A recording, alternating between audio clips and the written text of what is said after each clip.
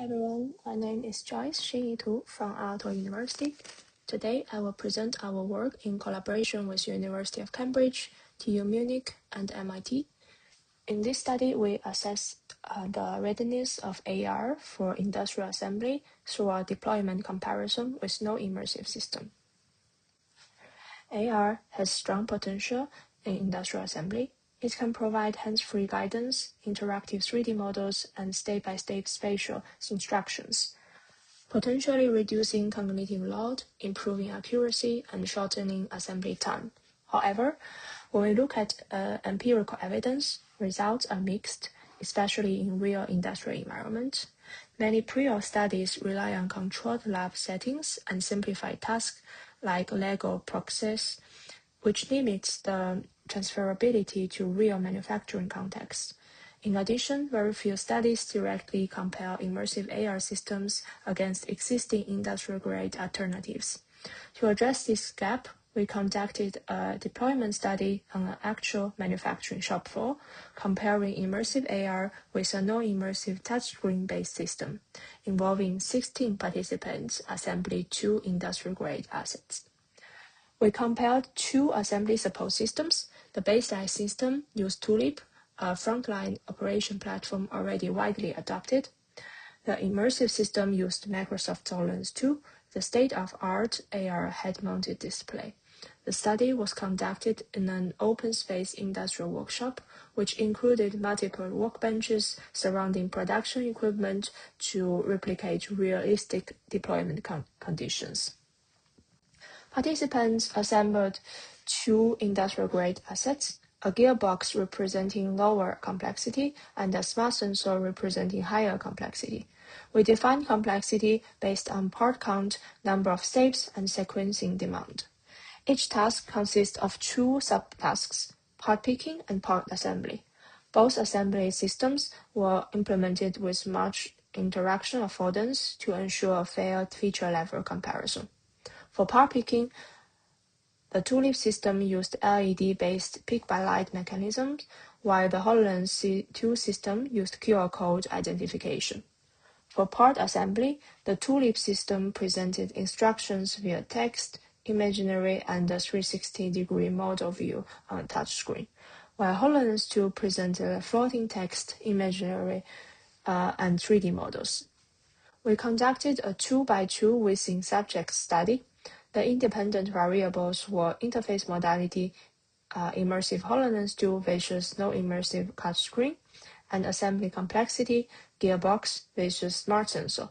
16 participants completed all 4 conditions in a counterbalance order. We measured objective performance, including completion time, error rates, and interaction efficiency. We also assessed the subjective experience using standardized measures of workload, usability, and flow. Finally, we conducted semi-structured interviews inspired by the technology acceptance model. For part picking, we observed a significant main effect of interface with Tulip leading to faster completion time. There was also a significant effect of assembly assets, with the gearbox completed faster than the smart sensor. For part assembly assets had a strong main effect. The smart sensor required more time overall. Importantly, we observed a significant interaction. HoloLens 2 led to faster completion during the smart sensor task. Error incidence was generally low across conditions. We did not observe significant differences in error counts across interface, complexity, assembly assets, or their interaction. In the smart sensor task, Tulip led to more 3D model manipulations compared with HoloLens 2. We observed significant main effects for both interface and assembly assets.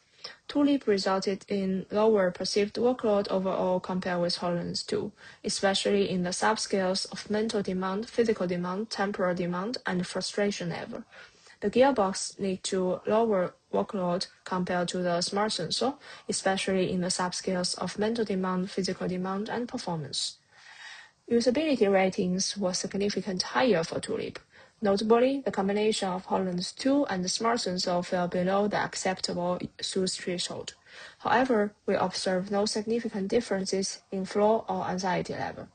We identified four modality-driven differences and use qualitative findings to contextualize the quantitative result. First, for part picking, Tulip's pick-by-light system provided immediate visual feedback, while Holland's 2 QR code-based detection introduced latency and required closer positioning. This helps explain the faster part picking time with Tulip. Second, in assembly guidance, Holland's 2's spatial 3D model allowed easier visualization and placement in the real workspace. Participants reported greater confidence in complex tasks, particularly with the smart sensor. In contrast, Tulip required more manipulation of the 360-degree model view.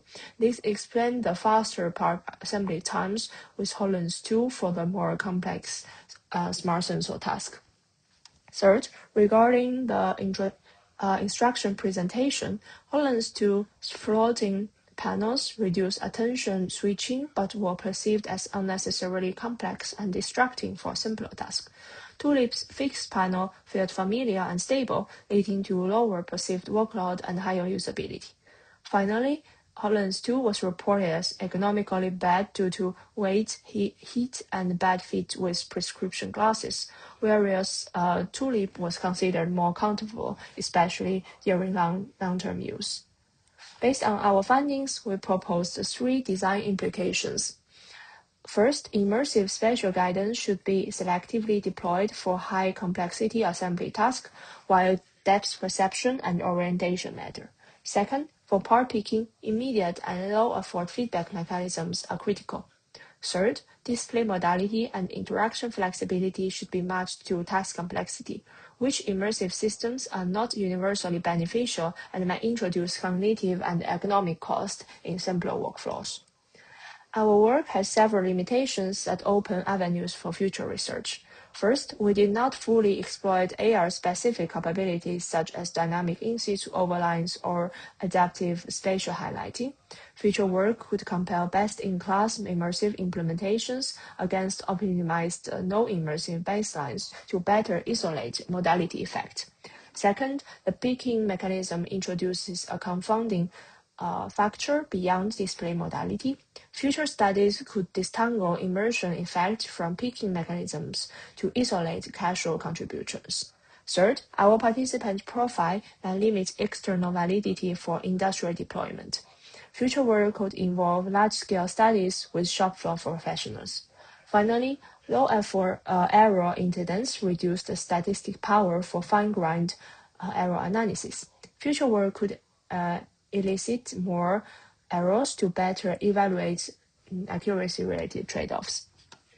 In summary, this work presents a real-world deployment comparison between immersive and non-immersive assembly support systems.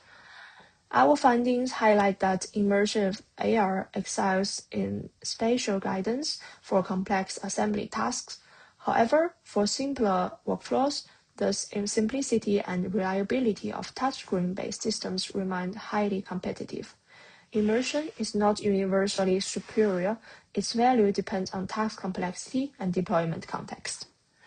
Thank you for your attention and happy to take questions.